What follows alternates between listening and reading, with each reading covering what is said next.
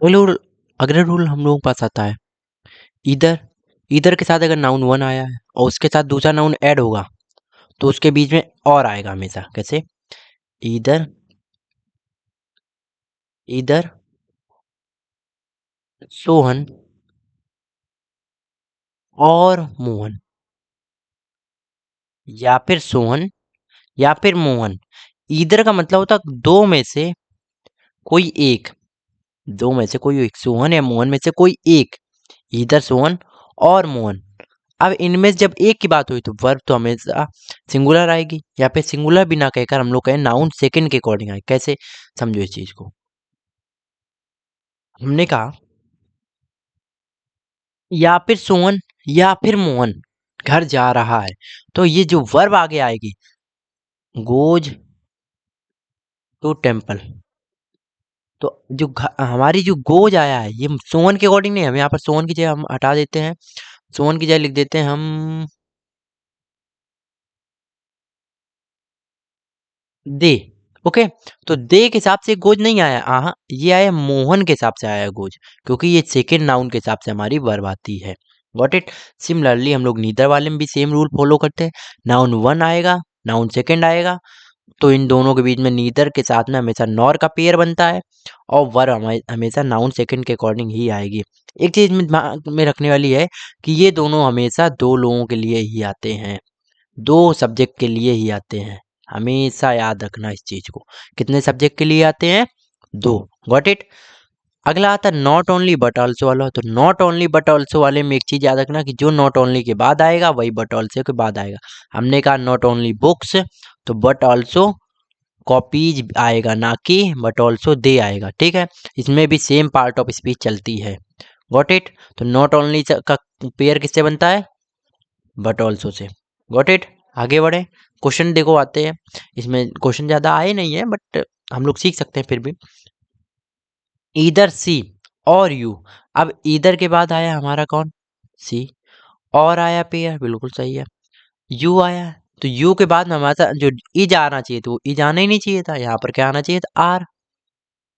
To blame for the mismanagement of the domestic affairs. तो हमारा क्या यू के हिसाब से यहाँ पर आ रहा है? क्यों? क्योंकि हमारा जो और इधर और के साथ में जो हमारा वर्ब आती है वो सेकंड वाले सब्जेक्ट, और सेकंड वाले सब्जेक्ट में यू लिखा है, या फिर ऐसे कह दो बाद वाले सब्जेक्ट या फिर पास वाले सब्जेक्ट में, जो वर्ब के पास में है ना सब्जेक्ट, उसके अकॉर्डिंग आती है। Okay, got it? आगे बढ़े, अगला क्या है? ये देखो सीडीएस 2016 में क्वेश्चन आया है। सीडीएस 2016 में क्वेश्चन क्या पूछा था? Neither of these two document. ये तो अपना ऊपर वाले का हिसाब से है ना, ये सभी एक साथ रूल पढ़ते हैं इसलिए हमने सभी एक साथ लगा लिए हैं। अब नीदर आया है, ठीक है। दीज टू, देखो ये वाला एक क्वेश्चन आया था दीज वाला, जहाँ पे डेट दे लिया था, है ना, वो वाला हम लोगों ने भी गलत किया था, मतलब सही करके बताया था आपको। तो नीदर के साथ में हमारा सिंगुलर वर्ब आएगी, सिंगुलर वर्ब आएगी, तो सिंगुलर वर्ब कहाँ है भैया? ढूंढो सिंगुलर वर्ब को। सिंगुलर वर्ब यहाँ पर है, वर्ब तो ये है कि वर्ब ये होनी चाहिए, नहीं होनी चाहिए। क्यों? क्योंकि यहाँ पर आना चाहिए सपोर्ट्स। Got it? क्योंकि सपोर्ट्स आएगी सिंगुलर वर्ब, क्योंकि यहाँ पर ये क्या कह रहे हैं, दोनों डॉक्यूमेंट्स में कोई भी सपोर्ट नहीं करता है जो आपने प्रॉपर्टी के ऊपर क्लेम किया है। Got it? आगे बढ़े, नीदर प्रेज नॉर ब्लेम। अब नीदर प्रेज मतलब ना ही बड़ाई, ना ही ब्लेम मतलब कि उसके ऊपर जो आरोप लगते हैं। सीम नहीं होगा भैया, सीम्स होगा। क्यों? क्योंकि सिंगुलर वर्ब आएगी। सिंगुलर क्यों आएगी? क्योंकि ब्लेम हमारा कैसा है? सिंगुलर है, यहीं पर अगर ब्लेम्स होता तो सीम सही हो जाता। Got it? To affect him. Okay, ना ही बड़ाई ना ही बुराई, उसके ऊपर कोई भी अफेक्ट नहीं डालने वाली है। और ऐसा ही एक हम लोगों का करेक्टर भी होना चाहिए। Got it? और ये क्वेश्चन कब पूछा था? एनडीए 2019 के सेकेंड वाले एग्जाम में पूछा था। आगे बढ़े, रूल नंबर 8 पे आ गए हम लोग, 8 नंबर रूल पे आ गए हैं। और ये रूल बड़ा इंपॉर्टेंट है भैया, बड़ा कंफ्यूजिंग भी है। कंफ्यूजिंग ऐसा है कि बहुत बार तो क्या आप बताएं हम, कंफ्यूजिंग है, बस इतना याद रख लो। सच बता रहे, बहुत कंफ्यूजिंग है। बट अगर अभी आप देखना, अभी जब हम बताएंगे ना, कंफ्यूजन नहीं होगी। बताते हैं कैसे, समझो। एक चीज याद कर लो, मैं नहीं आया, मैनी का मतलब बहुत सारे लोग। अब ए आ गया या फिर एन आ गया, तो याद रखो ये क्या आता है? ये क्या है हमारा? डिटर्मिनर्स इनको बोलते हैं, इनको क्या बोलते हैं? डिटर्मिनर्स। अब डिटर्मिनर्स को हम क्या बोलते हैं? एडजेक्टिव, क्योंकि वो एडजेक्टिव के पार्ट ही होते हैं। ओके, एडजेक्टिव के पार्ट है। एडजेक्टिव किसके साथ आएगा? नाउन के साथ में। अब बताओ, अगर नाउन के पहले यहाँ पर नाउन आएगा, अगर ए और एन आ गया है तो नाउन कैसा होगा? सिंगुलर। भैया एक आदमी बोलते हो या फिर एक कुर्सी बोलते हो, आ चेयर बोलते हो या फिर आ चेयर्स, चेयर बोलते हो ना, तो आ गया है तो उसके पहले हमें पता है सिंगुलर काउंटेबल नाउन आएगा, क्योंकि आ का मतलब एक और एक का मतलब गिन सको, जिसे जिसे गिन सको। कभी कहा है हमारे पास एक एनर्जी है, या फिर कभी कहा है कि हमारे पास एक सोना है, क्योंकि या फिर एक वेल्थ है, क्योंकि ये चीजें अनकाउंटेबल नाउन है। अब जो अनकाउंटेबल उनको तो आ लगा ही नहीं सकते हो, तो मैं मतलब आ और एन वाले में हमेशा सिंगुलर काउंटेबल नाउन आएगा। एससीएन का मतलब सिंगुलर काउंटेबल नाउन। अब वर्ब कैसे आ जाए सिंगुलर? क्योंकि अब सिंगुलर काउंटेबल नाउन है तो वर्ब भी सिंगुलर हो गई। कितना सिंपल, समझो। अगला, अब मैनी, अब मैनी हमने लिखा, सिर्फ हमने लिखा मैनी, तो आप आगे लिखोगे तो चेयर्स लिखोगे, और चेयर्स लिखोगे तो आगे आर भी लिखोगे। क्यों? क्योंकि मैनी के बाद में प्लूरल आता है, प्लूरल के बाद में ये भी आता है। बस। अगला क्या? आ मैनी। आ मैनी वाले में कुछ नहीं, आ मैनी और मैनी दोनों सेम ही होते हैं, बस आ लग गया इसमें, बस खत्म, सिंपल। आगे करें, क्वेश्चन करें। ड्यूरिंग फ्रीडम स्ट्रगल मैनी आ पेट्रियट। अब पेट्रियट आ गया तो इसके आगे वर आ गया, नहीं वाज आ जाएगा, बस खत्म। मैनी अ मैन बिल्कुल सही है। हैज सकम्ड बिल्कुल सही है टू द टेम्पटेशन। एनडी 2019 में क्वेश्चन पूछा तो नो एरर इसका हो जाएगा। क्यों? इसमें क्या हमें एरर दिख रही भाई? देखो, मैनी आया, ठीक है, आ आया, सही है, मैन सिंगुलर है, ठीक है, हैज सही है, और क्या? सकम टू द डे। सकम के बाद हमें सब ये हमारी टू आती है, जो प्रपोजिशन फिक्स है। सकम का मतलब हार जाना, हार मान लेना, या फिर लीड टू डेथ। ओके, आगे चलते हैं। ये रूल देखो कितना सिंपल, अभी हम लोग करके आए हैं ये rule. somebody, sorry, everybody, everyone, everything, someone, something, somebody, nothing, nobody, no one. अगर ऐसा कुछ आता है और उसके साथ हमेशा वर्ब कैसी आएगी? सिंगुलर। जैसे हम क्या लिखते हैं? somebody was there। हम यहाँ पर somebody were there नहीं लिखते हैं, हम यहाँ पर वॉज देयर लिखते हैं। क्यों? क्योंकि हमें पता है कि समबडी के साथ में वर्ब हमारी सिंगुलर आती है। जैसे कि एवरी पर्सन, एवरी के साथ हमारा क्या आएगा? सिंगुलर वर्ब, सिंगुलर नाउन आएगा। अब हु आया, हु किसके लिए है? हु रिलेटिव प्रोनाउन है। हु आया अगर, तो रिलेटिव इसके लिए आएगा, तो बिलीव्स जो आएगी वो वर्ब आएगी किसके हिसाब से? एवरी के हिसाब से, तो बिलीव्स भी सही है। In principle must stand up to fight for their कहाँ से आ गया भाई? समझो अब यहाँ पर थोड़ी सी नॉलेज वाली चीज समझो। क्या है देखो, समझो। एक सेंटेंस में जो रिलेटिव प्रोनाउन होता है वो जस्ट अपने पहले वाले नाउन के हिसाब से चलता है। यहाँ पर पर्सन सिंगुलर है तो वो के बाद में वर्ब भी सिंगुलर आएगी। अब ये पूरी बात किसके हिसाब से चल रही है? एक ये आदमी के हिसाब से, आदमी के हिसाब से चल रही, सिंगुलर के हिसाब से। तो कन्विक्शन का मतलब, कन्विक्शन जो आएगी, जो सॉरी ये हमारा जो यहाँ पर देयर आया वो क्यों आएगा? जो हमारा देयर आया वो क्यों आएगा भाई?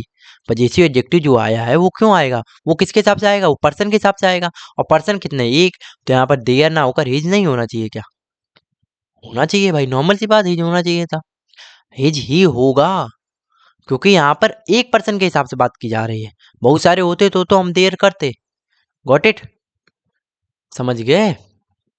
और यहाँ पर हम आगे इस रूल में आगे ये चीज लिख सकते हैं कि प्लस जो हमारा पजेसिव एडजेक्टिव होगा वो भी सिंगुलर ही होगा। ठीक है,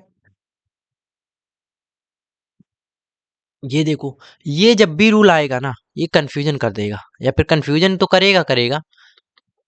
ये आप कहोगे कि हमने सही किया और बगल वाला कहेगा हमने सही किया, और गारंटी बताते कि दोनों गलत होगा। देखो कैसे, इसमें दो चीजें चलती हैं। हमने कहा हाफ ऑफ स्टूडेंट, अब हमारा आएगा वर। सोचो कैसे। हमने कहा 15 स्टूडेंट, मान लो 10 स्टूडेंट एक क्लास में थे, उनके हाफ आए तो 5 आए ना। 5 का मतलब कुछ तो है, एक से ज्यादा प्लूरल हो गए, वर आ गया। ठीक है। अगर हमने कहा हाफ ऑफ मिल्क, या फिर हाफ ऑफ वेल्थ, कोई भी वेल्थ, विजय माल्या की, अब यहाँ पर लिखोगे हैज, क्यों? क्योंकि यह जो वेल्थ है उसकी आधी वो तो अनकाउंटेबल था। अब अनकाउंटेबल का आधा कर दो तो भी अनकाउंटेबल ही रहेगा ना भैया। अनकाउंटेबल का अनकाउंटेबल नाउन अनकाउंटेबल नाउन का आधा भी कर दोगे तो भी तो वो अनकाउंटेबल ही रहेगा। यहाँ पे उसमें कुछ ऐड कर दो तो भी अनकाउंटेबल रहेगा। तो उसके हिसाब से वर्ब तो हमेशा सिंगुलर ही आएगी हमारी। समझ गए? तो जब भी काउंटेबल प्लूरल नाउन आएगा, काउंटेबल नाउन आएगा तो प्लूरल आएगा और तो वर्ब भी प्लूरल हो जाएगी। तो ये हमारा उसकी तरह बन गया जो रूल नंबर 1 था। बट अगर अनकाउंटेबल नाउन आ गया है तो नाउन वो हमारा सिंगुलर होगा, वर्ब भी सिंगुलर होगी। Got it? अब इसके ऊपर जो क्वेश्चन आए जरा दिखाते हैं आपको। देखो ये रहे। क्या रहा है क्वेश्चन कि वी ऑफन हियर पीपल से that we often hear people say that most human beings have not evolved or grown। अब देखो, up enough to stick to truth और नॉन वायलेंस। आप समझो इस चीज को। क्या है इसमें? मोस्ट ह्यूमन बींग्स, पहले तो इसकी एक गलती पता हमें क्या दिख रही है? यहाँ पर एक गलती है, यहाँ पर दा आना चाहिए था क्योंकि मोस्ट हमारा सुपरलेटिव है और सुपरलेटिव आगे हमेशा दा लगता है। ठीक है, ठीक है, हो गया। अब मोस्ट के बाद ह्यूमन बींग्स आया। ह्यूमन बींग्स क्या है? काउंटेबल नाउन है। काउंटेबल नाउन है तो प्लूरल होना चाहिए, प्लूरल है, एस लगा है। वर्ब भी प्लूरल आना चाहिए, तो ये चीज है, यहाँ पर दा की गलती है। ओके, आगे बढ़ते हैं। In the in the 19th century most traditional scholars tried to stay clear from the imperial government। Stay clear from the imperial government. अब यहाँ पर भी द आना चाहिए था। Okay, the most traditional scholar, तो यहाँ पर दा की गलती है। अच्छा, ये वाला अच्छा है। ये ND21 में क्वेश्चन पूछा गया था। क्या? सी कलेक्टेड सम। अब सम आया है तो सम के साथ क्या आएगा?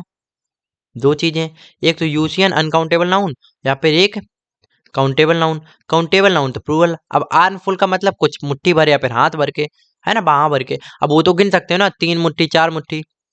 तो ये आर्मफुल ना होकर क्या हो जाएगा? आर्म्सफुल होना चाहिए था यहाँ पर। Got it? ये अच्छा क्वेश्चन था, तो बी ऑप्शन में हमारी एरर हो गई।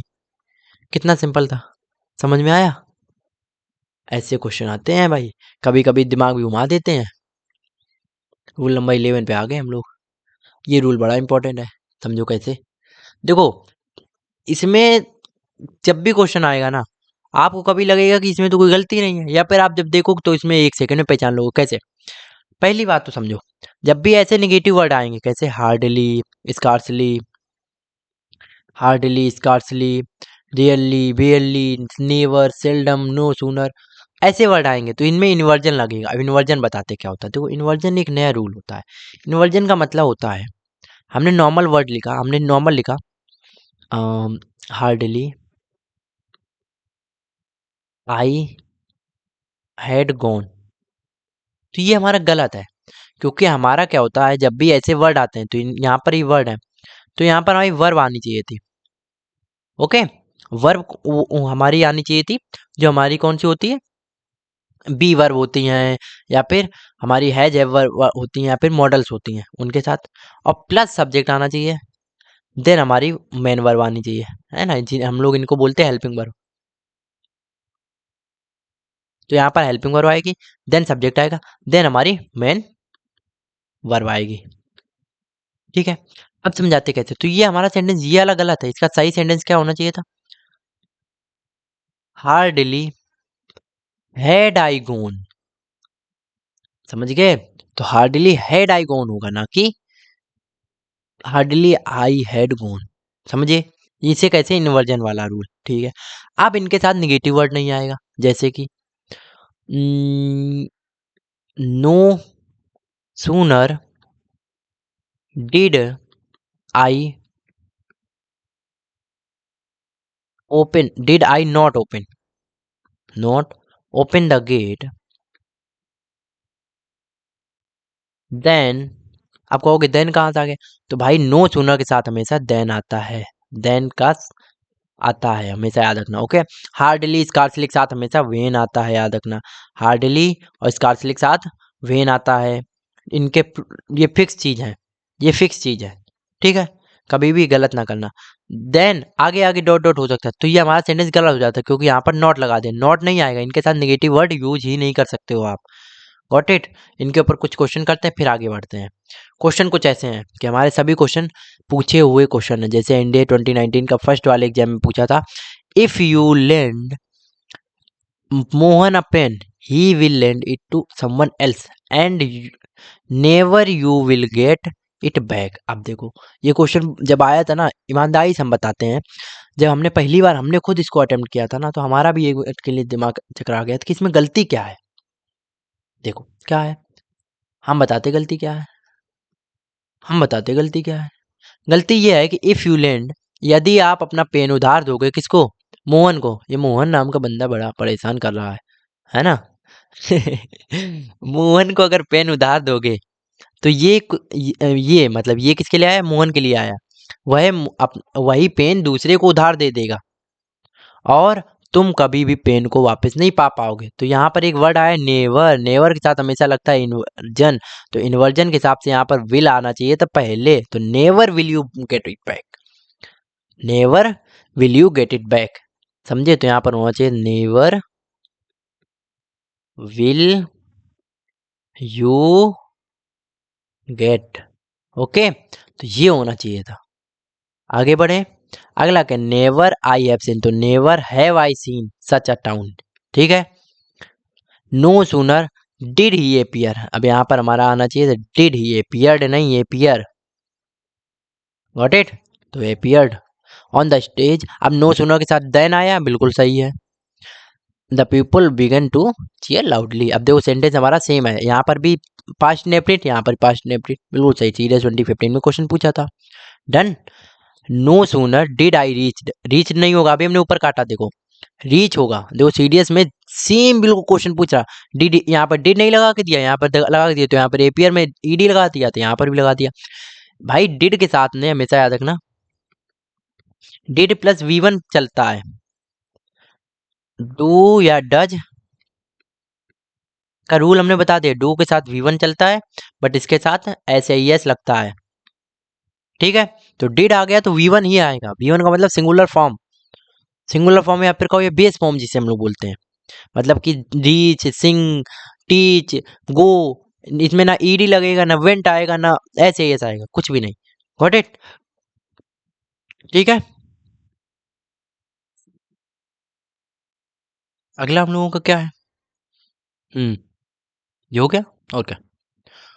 नेक्स्ट हम लोगों का रूल है इफ एंड वेदर का। आप समझो, इफ और वेदर तीन चीजों के लिए यूज हो सकते हैं। पहली है डाउट के लिए, कि किसी चीज में डाउट है हमें, I am not sure if you will go और नॉट, है ना। इफ के साथ वैसे तो और नहीं आता, वेदर के साथ और आता है ना। डाउट के लिए आ सकता है, इमेजिनरी कंडीशन के लिए आ सकता है, या फिर जस्ट एक कंडीशन बता दी हमने कि ऐसा होगा तो ऐसा होगा। इमेजिनरी के लिए कि अगर मैं ये होता, या फिर अगर मैं प्रधानमंत्री होता तो पाकिस्तान आज हमारा हिस्सा होता, है ना। तो ऐसी कंडीशन के लिए दो चीजें यूज होती है, इफ या weather, okay.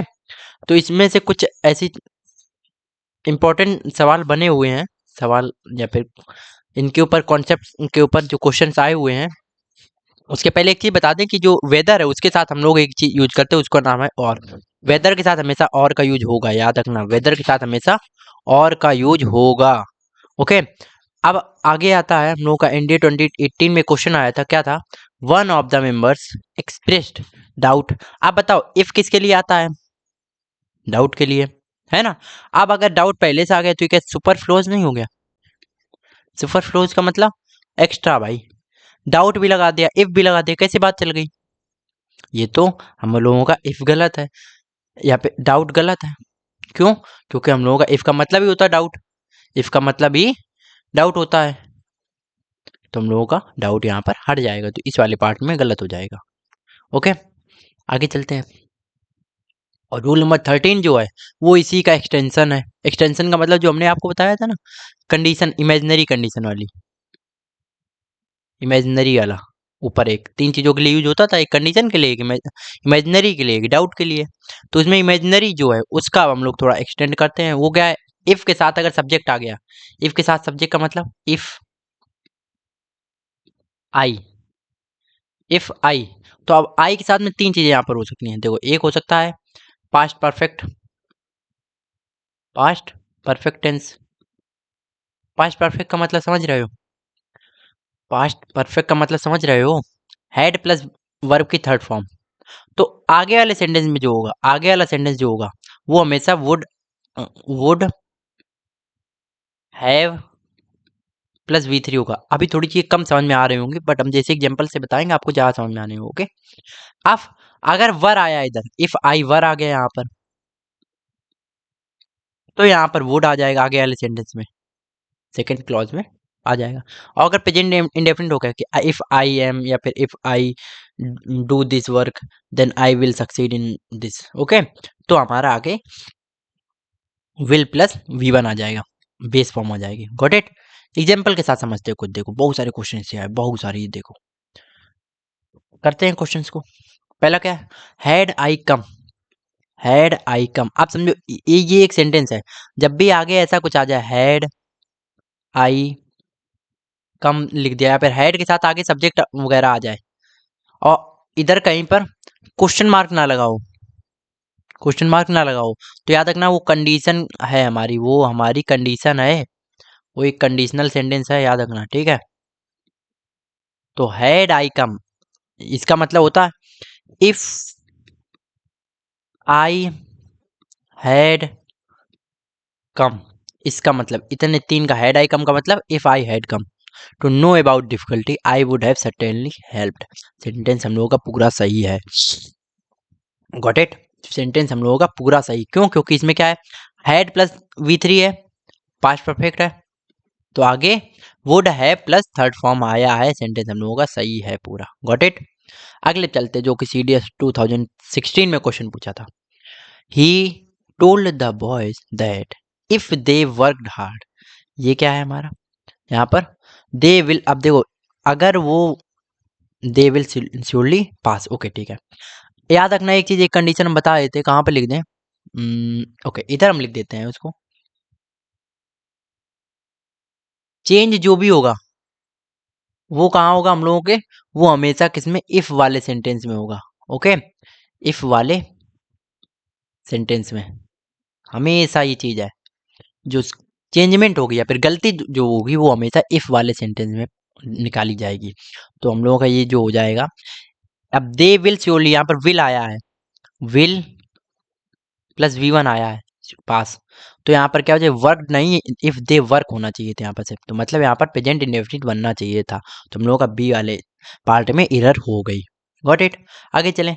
I shall write to you when I shall reach Chennai. अब देखो, वेन भी हम लोगों एक कंडीशनल की तरह बिहेव कर रहा है, यहाँ पर कंडीशन की तरह बिहेव कर रहा है। वेन, वेन का मतलब इफ या फिर जब। ओके, तो यहाँ पर वेन वाले सेंटेंस में यहाँ पर क्या है, ये फ्यूचर इंडेफिनिट है, मतलब विल सेल वाला है, तो यहाँ पर सेल नहीं आएगा, यहाँ पर आएगा आई रीच चेन्नई। जब भी मैं चेन्नई पहुंचता हूँ मैं तुम्हें बताऊंगा। ऐसे हिंदी तो ऐसे निकलेगी, बट इसकी जो जेन्युइन हिंदी निकलेगी वो कैसे निकलेगी, जब हम चेन्नई पहुंचेंगे तो हम आपको पत्र लिख देंगे, फिर आपको बता देंगे। Got it? तो हम लोगों का सी पार्ट में एरर हो जाए, क्योंकि इसमें कंडीशन वाला पार्ट कौन सा था, when I shall reach the Chennai, ये वाला पार्ट इफ वाला था, कंडीशन वाला पार्ट था। ओके, अच्छा क्वेश्चन था ये।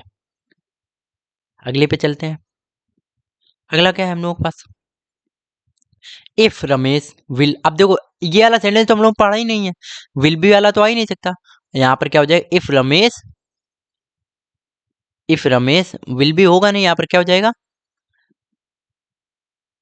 Is promoted, is promoted he will get a higher salary.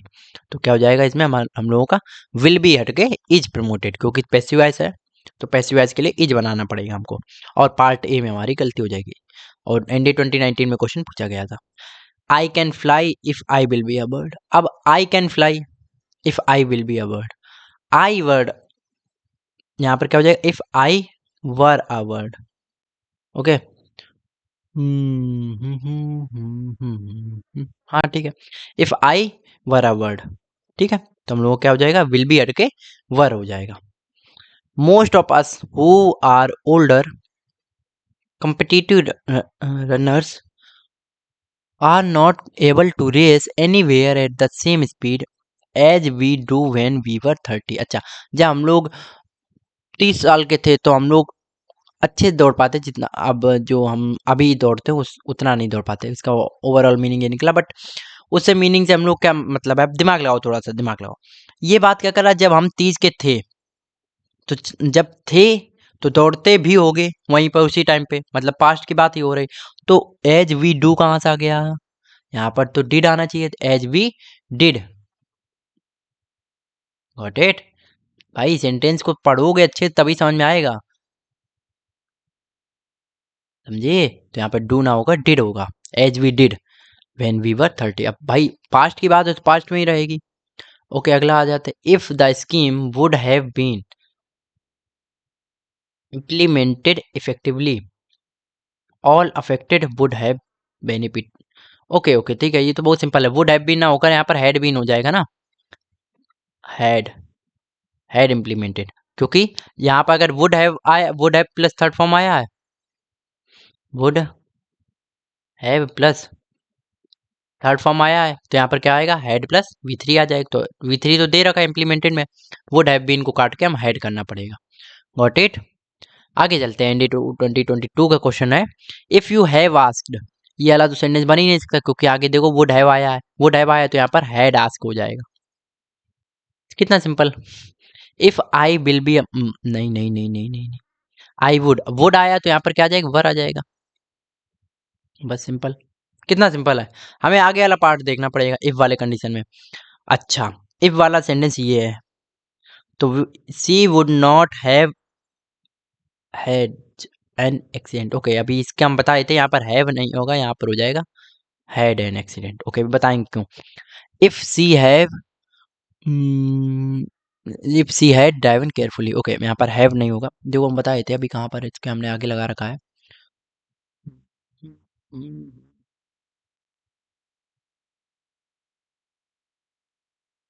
काफी आ गया है, ये है देखो।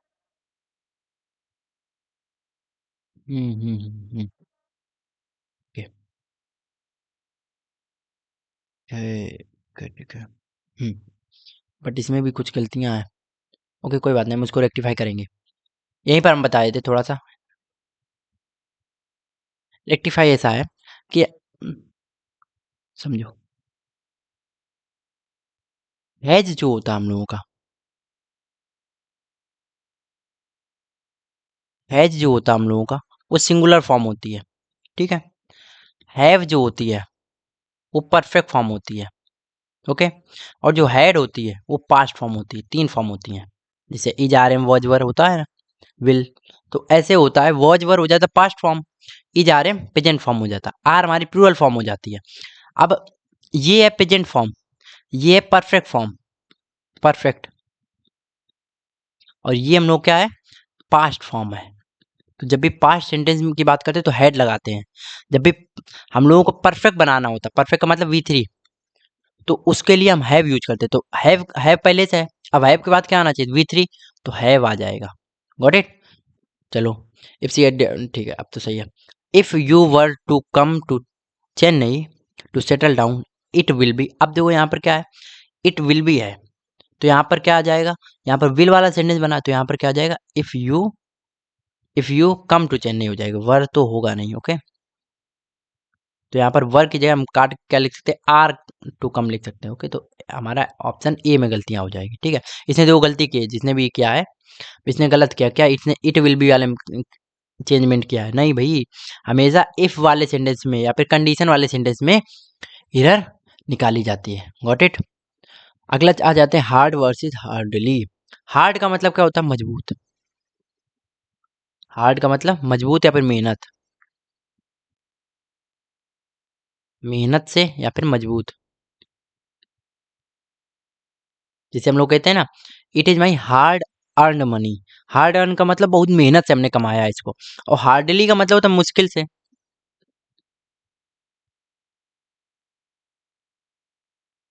मुश्किल से, कि चांसेस कम थे बट हमने कर लिया है ना। बहुत मुश्किल काम है। जैसे हार्डली आई वेंट देयर, ना वैसे ये गलत सेंटेंस है ना। हाँ, करेक्ट बताओ नीचे कमेंट में, इसका करेक्ट सेंटेंस बताओ। हार्डली आई गो देयर, चलो हमने कर दिया। इसका करेक्ट करेक्ट सेंटेंस बताओ नीचे कमेंट में। ओके, तो हार्डली का मतलब होता है मुश्किल से। अब सेंटेंस पे आ जाते हैं, क्या है पूछा था, दिस हार्डली वॉन। अब हार्डली वॉन लिबर्टी कैसे हो सकता है भाई, आज़ादी मिलती है तो मुश्किल से मिलती है, चांसेस कम थे हमने ले लिया, नहीं, मेहनत से, इरादे से, मेहनत से, तो हार्डली नहीं होगा यहाँ पर, हार्ड हो जाएगा। Okay, was not to be lightly abandoned. Okay, abandon का मतलब छोड़ना, एब्डिकेट करना। एब्डिकेट का मतलब होता है सिंहासन छोड़ देना, जिसे हम लोग बोलते हैं एब्ज्योर, एब्ज्योर। ओके, और नीचे भी आप लोग हमको इसके सिनोनिम बता सकते हो। Got it. अगले रूल पे आते हैं। ओके,